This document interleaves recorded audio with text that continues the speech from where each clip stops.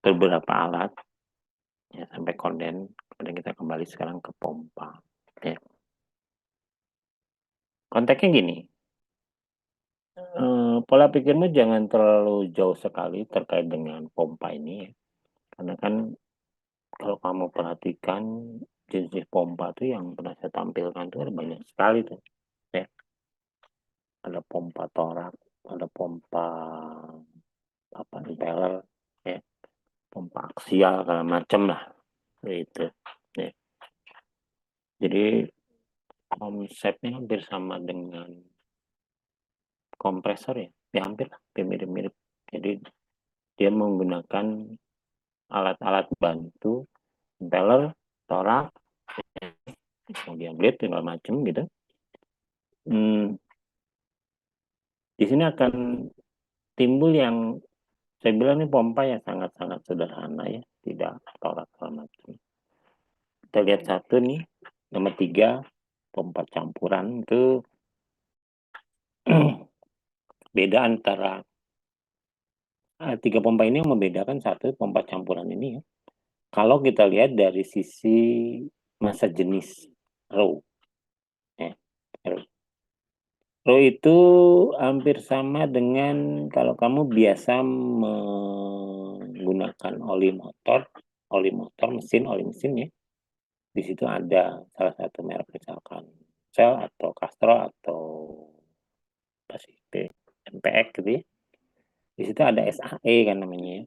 SAE kita bicara row dulu nih, row massa jenis yang satuannya kilogram per meter kubik, kilogram meter kubik. Ya. Jadi row itu gambarannya seperti SAE tadi. Ya. Semakin besar nilai SAE-nya semakin kental. Ya. Jadi kayak oli gardan itu saya 90 gardan ya. Kalau mesin kan 10 sampai 50 biasanya seperti itu. Ya. Jadi semakin tinggi, makin kental. Jadi oli garden itu pakai 90 olinya. Ya. Kemudian kalau oli shock absorber, shock breaker, shock absorber gitu ya, itu SAE-nya 10, jadi lebih encer. Nah, untuk yang kental-kental, itu yang row-nya tinggi, maksud saya bukan kental, row-nya tinggi ya, kayak minyak mentah segala macam itu pakai pompa campuran ini. Ya. Dia bentuknya kayak ulir baut gitu. Ya. Diletakkannya kemiringannya 45 derajat. 45 derajat ya. Nah, diputar itu saat bersama dengan berputar dibawalah si crude oil tadi melalui ulirnya tadi karena bentuknya 45 derajat jadi agak nempel lah istilahnya. Terus diangkat itu namanya campuran ya. Ada terkait dengan runya kental ya. Bahasa kental itu kayak tadi SAE tadi ya. SAE 10 sama 50 itu artinya pada saat panas 5 pada saat dingin 50 ya. Pada saat panas sampai 10 encer jadinya. Ya. Pada saat dingin 50 jadi kental gitu ya. Pada saat panas 10 sama dengan oli gardan tadi ya. Gardan itu pakainya SAE 90. Itu artinya saya membedakan antara raw encer dan raw kental ya. Perbandingan seperti itu. Nah kalau yang dua ini sentrifugal axial ini untuk raw yang kecil ya, jenis yang kecil gitu ya. Tapi bukan kategorinya bukan SI lagi, jadi raw bahasanya ini ya. SI itu hanya komparasi aja sebagai pembanding. Tidak sama ya, satuannya juga sama. Nah, apa beda? Kalau ini satuannya kan kilogram meter kubik. Seperti biasa, jadi kita akan bahas di sini nantinya. Sentrifugal, pompa sentrifugal ya. Tidak ini, tidak ini. Karena di MKI cuma energinya saja yang kita coba kemukakan di sini. Ya. Aksial itu yang sejajar sumbu ya. Nah, terkait dengan pompa sentrifugal, maka kita buat simbolnya seperti ini. Ini adalah rujukan dari pompa sentrifugal. Seperti yang minggu lalu saya sudah kemukakan. pompa sentrifugal itu seperti apa. Ya, ya pompa sederhana lah ya. Zaman dulu ini sering digunakan sebelum ada yang namanya Shimatsu, Panasonic, and so on, sebelum ada lah ya. Ya pakainya seperti ini. Ya. Di bor, sumur bor gitu. Sumur bor mungkin zaman itu sampai 40 meter udah bagus ya dulu karena permukaan airnya masih tinggi, sekarang udah turun ya. Jadi ini disambungkan ke pipanya, ya, pipa sumurnya masuk ke sini, diisap ke sini, sejajar dengan sumbu poros. Tapi bukan rujukannya masuk, yang masuk, tapi yang rujukannya dan keluar, yang namanya sentrifugal. Jadi keluarnya ini adalah tegak lurus sumbu porosnya, sumbu poros, tegak lurusnya. Jadi masuk sini, keluar sana. Dan ini kalau kita buat tampak sampingnya, sebelah sininya, itu akan seperti ini. Ini yang bundernya, ya. Ini buat impellernya, berputar ke sana. Ya. Masuk air di sini, di tengah sumbu poros. Terus dihisap, lalu masuk ke alur dari alur impellernya, didepak ke sana, ke dinding. Ini dindingnya. Ini ruangannya sangat sempit, ya artinya bukan sangat sempit sih. Dibatasi lah, ya, sehingga volumenya sekecil mungkin. Ya. Volume kecil itu artinya tekanannya tinggi. Ya. Volume kecil tekanannya tinggi. Kemudian diiringi dengan putaran impeller, maka dipaksa air yang dihisap keluar lewat samping sini. Ya. Ini kalau vektor kita pindahkan ke sini boleh aja jadi tegak lurus sumbu poros, ya, tegak lurus. Nah, berdasarkan gambar ini, ya, berdasarkan gambar ini, maka kita bisa membuat simbol pompanya, ya. Tapi sebelumnya kita lihat dulu, ini ada beberapa energi yang masuk, tingkat keadaan masuk nih H1, ya. Ini H2. Ini ada motor listrik yang mengirimkan energi gerak di poros, energi kerja gitu ya maksudnya. Karena lingkaran, lintasannya lingkaran kan, X-nya. Kan kerja itu sama dengan F kali X, ya kan. Newton meter gitu ya. Nah, X-nya ini lingkaran, keliling lingkaran poros. Jadi ada 1, 2, 3. Ya. Ada 3 macam energi yang kalau kita gambarkan seperti ini, maka kita bisa membuat simbolnya untuk pompa itu jadi seperti ini.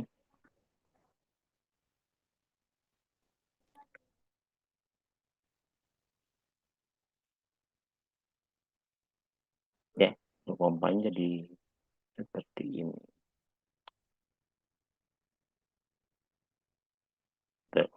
Ada 3 ya. 1 masuk,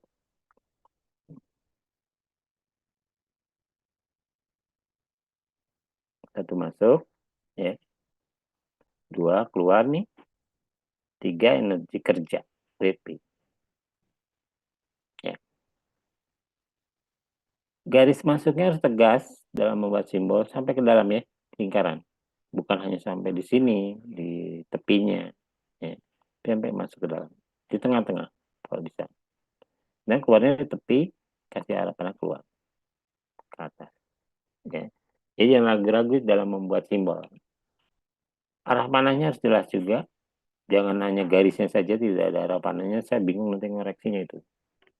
Mau saya salahkan, kamu nggak enak, dibenarkan ya salah, karena nggak ada arahnya. Ya, jadi seperti ini. 1, 2, 3. Ada yang mau tanya? Ada 3 energi yang masuk ke dalam pompa.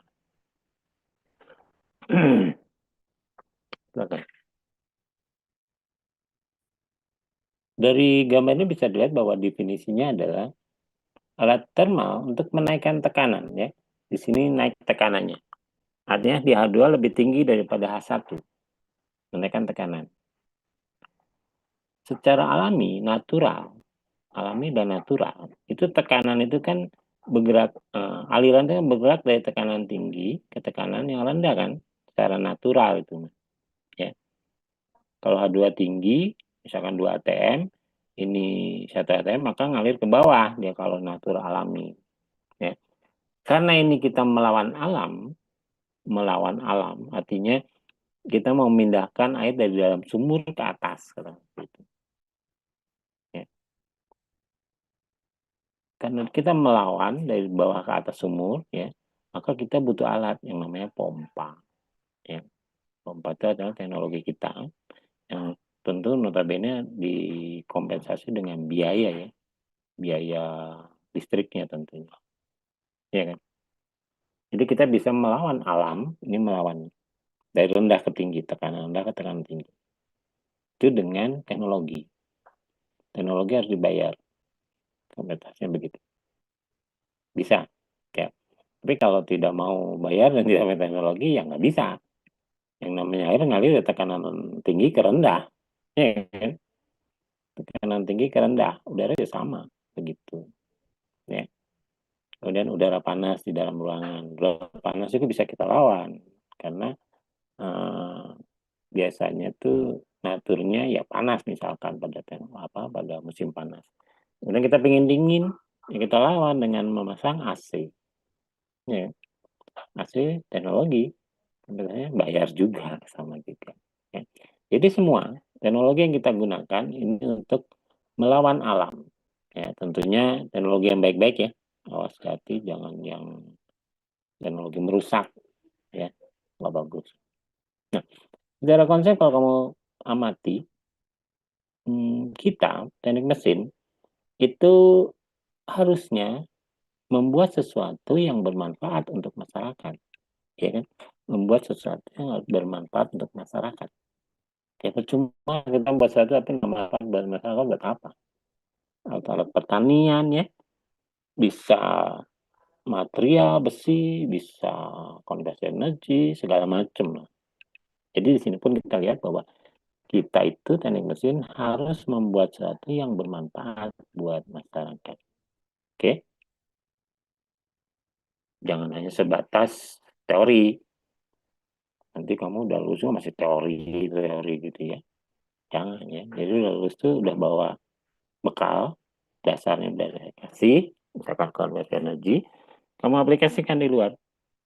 Mau dipakai situs Carnot, Rankine nantinya, Brighton, Otto, semua bisa. Kamu modif ya. Kamu modif, kamu improve, segala macam boleh. Ini simbol. Saya nggak ada pertanyaan kan? Seperti biasa, dalam mesin konversi setelah definisi simbol, kita akan melihat bagaimana balan energi dan pernyataan prosesnya. Ya. Ini balan energi. Positif, A1, BP masuk, ya, positif, A2 keluar, minus. Ya kan? Nggak ada apa namanya penyimpangan dari kita belajar awal, yang namanya balan energi itu seperti apa, ya seperti begini. Tidak akan pernah. Kalau kita komit tidak akan berubah. Dari sini kan kita bisa tahu ya berapa harga W pompa, energi pompa. Ini W pompanya kita tetapkan di sini, hanya H2 ini kita pindah ke sebelah kanan. Dari negatif jadi positif H2, ini A1-nya kita pindah ke sini. Jadi negatif, min A1. Itu harga energi kerjanya. Rumus ini kita peroleh dari balan energi. Ya, keseimbangan energi. Artinya, nanti harga WP yang didapat, harga WP yang didapat itu pasti akan sama dengan variabel H2 dikurang H1. Sama dengan. Ya. Ini konsepnya konsep ideal. Ideal, tidak ada rugi-rugi. Ideal. Kemudian harga H2A1 seperti biasa, H2A1 akan kita peroleh dari grafik di sini. Ya. Ini harga H2 yang kita telah belajar dari awal. Kita belajarnya baik grafiknya, baik chart. Ini H1, itu. ya kan?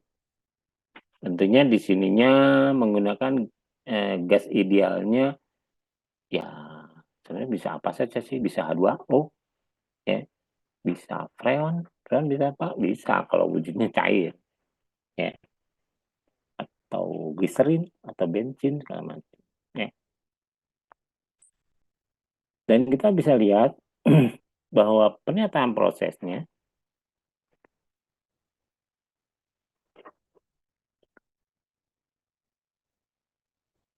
ini pernyataan prosesnya adalah seperti ini gambarnya. Ya. Dia berada di daerah cair ya, cair kan. Ini campuran, ini gas atau uap, begitu. Ya kan. Dan kalau kita perhatikan di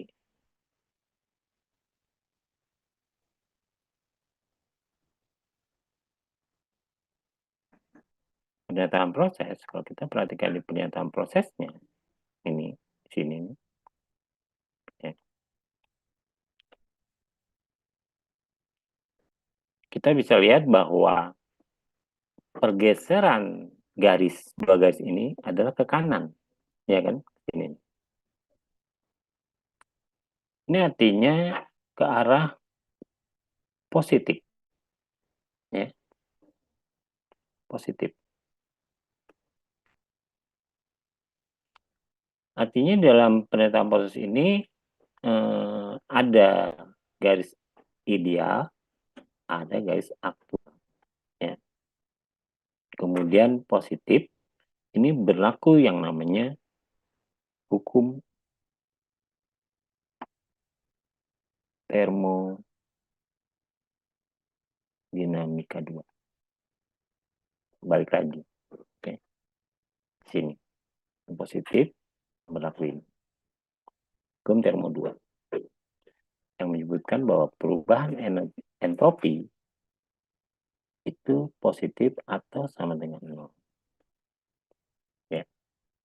Mungkin minggu kemarin, 2 minggu kemarin kamu belajar yang namanya entropi negatif.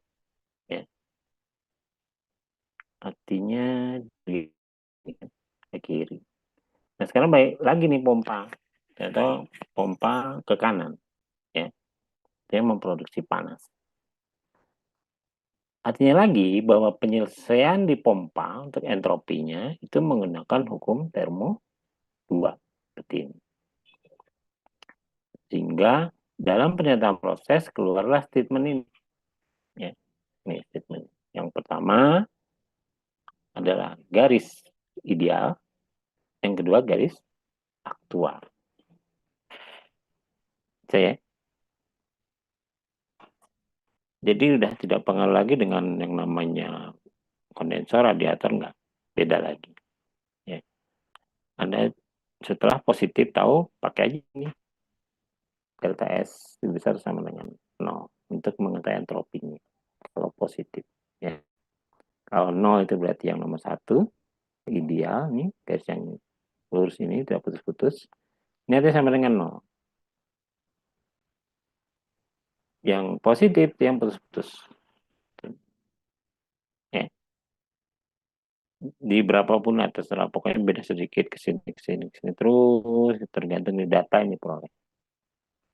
Sehingga pernyataan proses dari pompa seperti ini.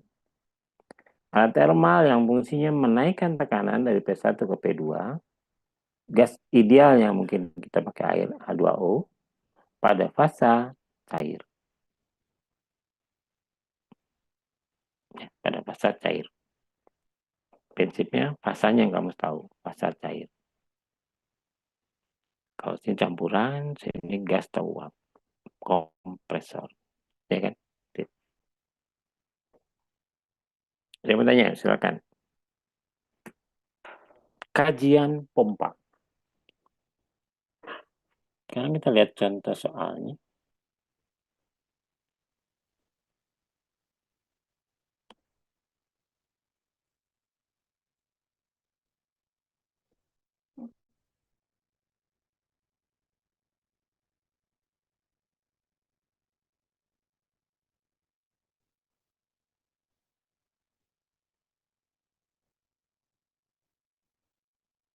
seperti apa kira-kira yang bisa kita kerjakan datanya untuk menyelesaikan kasus pompa ya. Karena seperti biasa, pasti kamu saya suruh mengkaji data nanti. Ya, tidak hanya langsung dikerjakan, tapi cek dulu datanya betul atau tidak. Gitu. Dan kamu bisa, ya pasti bisa lah. Ya, cetek gitu mah.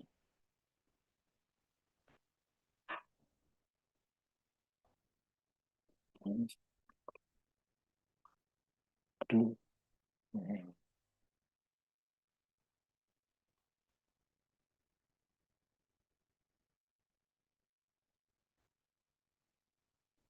Ya, ya.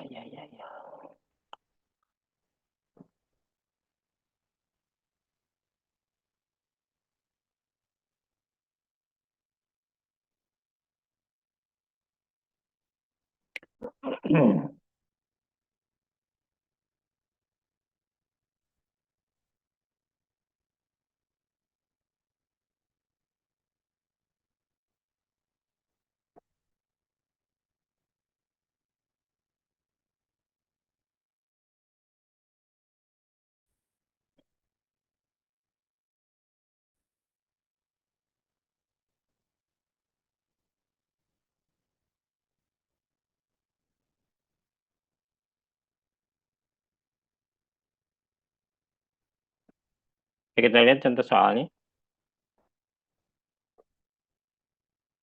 Ini ya.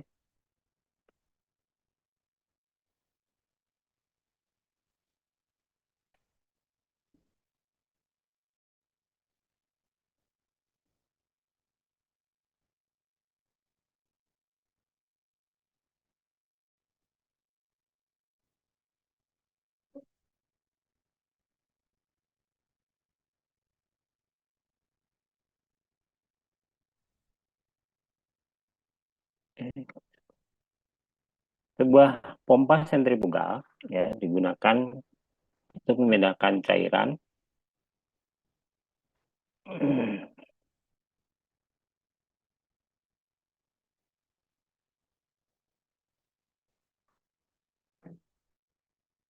digunakan cairannya di sini air aja ya, H2O gitu.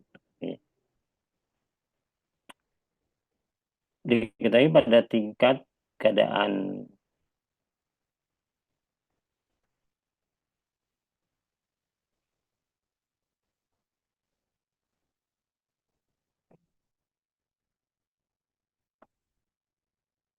masuk atau dengan indeks 1 ya, itu 1 ATM, kemudian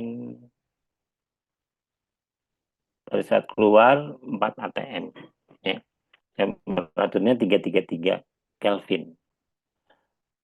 Secara logika bahwa kita tahu bahwa P2 itu lebih tinggi tekanannya dari P1. Ya, tadi dikatakan juga pada teori bahwa P2 akan lebih besar dari P1. Kalau natural berarti dia tidak bisa ya. Karena tekanan alam itu dari yang besar ke yang kecil. Kalau ini pakai alat pompa tinggal boleh-boleh saja ya. Gitu. Ditanyakan dengan data tersebut ya. Pertama, buat penataan prosesnya, tentunya kita harus menggambarkan dua data ini, P dan T, 1 dan 2, pada gambar atau grafik H2O, ya, saya tambahkan H2O di sini, cairannya, ya,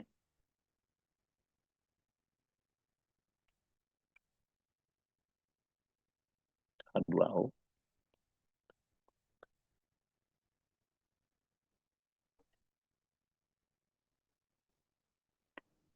Buat pernyataan proses dulu, tentunya buat pernyataan prosesnya dulu yang harus kamu gambar, sehingga pertanyaan B, C, D itu bisa dijawab. Ya. Jadi kalau pernyataan prosesnya tidak digambar, tidak ada, kamu nggak akan bisa jawab pertanyaan selanjutnya, B, C, dan D. Artinya saya pada saat ngoreksi, kalau nanti ujian seperti ini, saya akan koreksi dulu pernyataan prosesmu. Saya buat dulu, saya lihat. Kalau itu sudah benar, berarti yang lain bisa dilihat. Tapi manakala pernyataan proses tidak dibuat, ya B, C, D-nya pasti salah. Ya, seperti itu. Jadi konteks pertama adalah pernyataan prosesnya dulu kamu buat.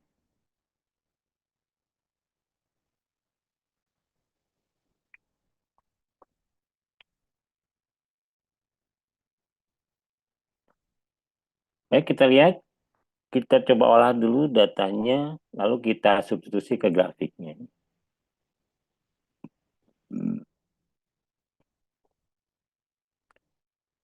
Ini gambar grafiknya, tapi datanya ini kita coba selesaikan dulu. Ya. P1,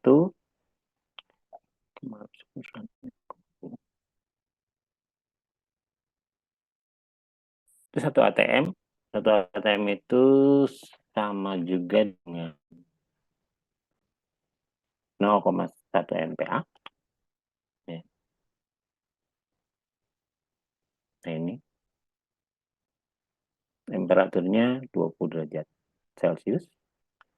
Kemudian 2 ATM itu sama juga dengan maaf, 4 ATM ya. 4 ATM itu sama juga dengan 0,4 MPa. Kemudian temperatur 2-nya 33 Kelvin, itu kita buat derajat Celcius, kita kurangi 273 sehingga diperoleh 60 derajat Celcius. Ini dua data ya. Artinya pada grafik ini ya, grafik yang tertera di atas itu satuannya MPa, sudah betul. Kemudian temperatur 20. Ini temperatur 20 di sini.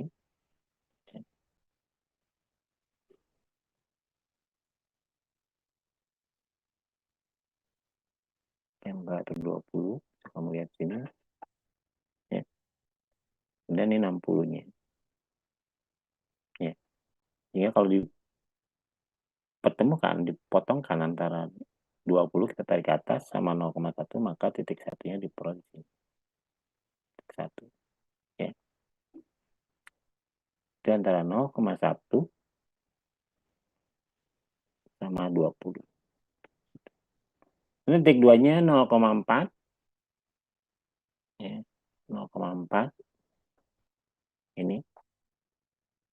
Sama 60. Gitu ya. Titik 2-nya. Ya. Hingga diperoleh garis seperti itu. Satu, kedua. Ya. Itu kedua. Nah. Dari garis ini yang menjawab pertanyaan buatlah data prosesnya, maka seperti itu.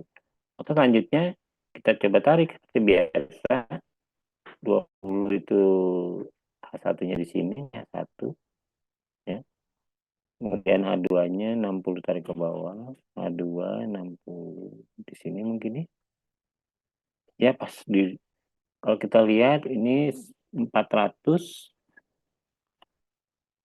200 100 ya. Betul kan? 200 100. Kemudian entropinya S1-nya di bawah 0,4, S2-nya di pas 0,8. Ya. Di sini 0,8 pas ya. Ini di bawah 0,4. Ya 0,3 atau berapa. Itu H1, H2, S1, S2 kita dapat. Ya. Dan ini menyatakan daerah cair. Gitu ya grafiknya. Ada yang mau tanya? Silakan.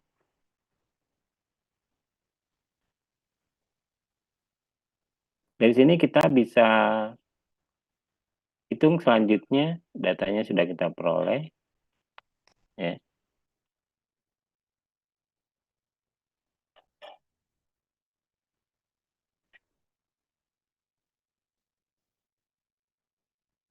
Nah, kita bisa hitung. Ini artinya jawaban yang A itu adalah di grafik tadi ya. Jawaban yang A di grafik.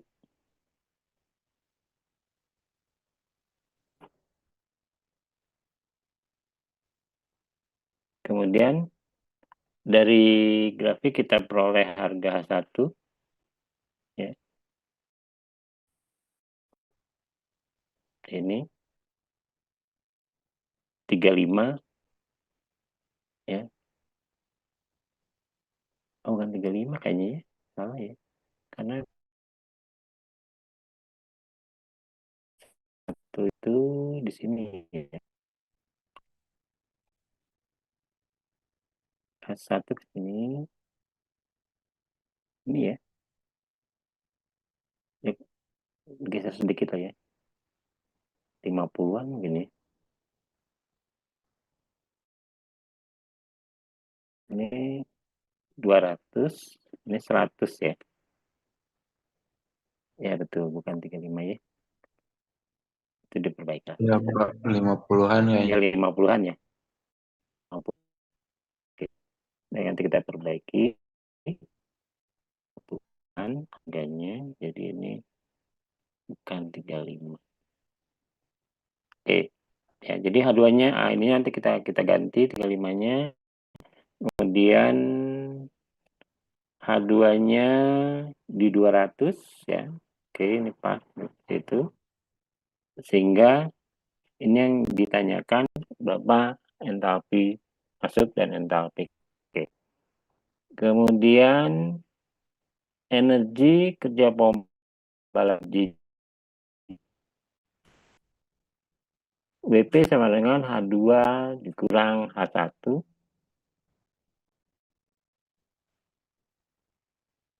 Enggak, kita tinggal masukkan tadi 35, kita ganti 35-nya ganti dengan 50-an seperti itu. Sehingga diperoleh ya 150 mungkin, 150 kilojoule energi kerjanya ya. Kemudian dayanya apabila 60 maka kita kali 150 kali 60 sehingga diperoleh harganya sekian, dikalikan saja ya. Gitu. Itu yang bisa kita bahas setelah kajiannya melalui grafik ya, melalui grafik chart seperti itu. Sehingga kita bisa memperoleh juga daya pompa dan energi kerja pompa apabila si pernyataan prosesnya tergambar dulu. Pernyataan prosesnya tergambar. Ya. Jadi intinya di sini. Kalau pernyataan prosesnya nggak ada, yang B, C, D-nya saya ragu ya. Mungkin ya saya kasih poinnya tidak full. Ya, apakah itu kerja sendiri atau kerja dari teman atau. Tapi kalau ini komplit dari sini sampai ke bawah, oke, ya betul.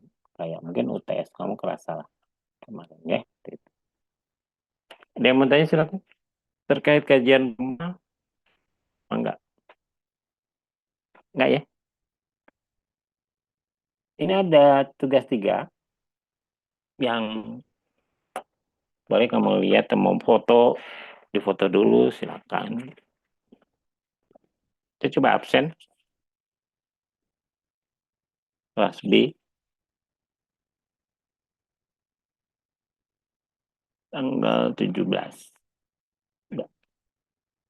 Oh ya, ini tugas 3 kamu kumpul nanti di TU di Pak Maksud tanggal 24 ya, tanggal 24 minggu depan. Jamnya jam 12 ya. Tanggal 24 bukannya. Enggak, liburnya 29. Maksudnya gimana? 24 cuti bersama gitu. Enggak, cuti bersama tanggal 26. Jadi setelahnya. 24-nya belum. Kalau dari kalender akademik ya, atau kalau ada edaran baru. Saya belum ada edarannya. Gitu ya. Jadi kamu minggu depan tanggal 24 dikumpul di Pamaksum jam 12. Soal yang ini yang tugas 3. Enggak ada, enggak. Ada apa? Ada Mati